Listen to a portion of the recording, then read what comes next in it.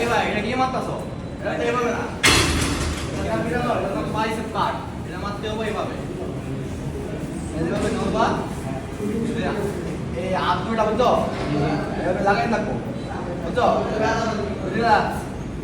আস্তে নাও বাস, ঠিক আছে? এভাবে।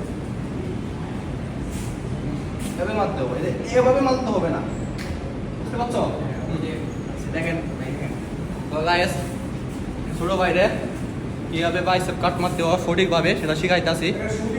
অনেকে আছে বাইসেপ ঠিক মতো মারতে পারে না, তাদের বডি হয় না। 5-6 বছর জিম করে তাও বডি হয় না, কিন্তু সঠিকভাবে মারতে হবে, তাহলে বডি 6 মাসে হয়ে যাবে। মার দিতে হবে সঠিকভাবে। তো গাইস ছোট ভাইরে মার শিখাইতেছি কীভাবে মারতে হয়। হ্যাঁ গুড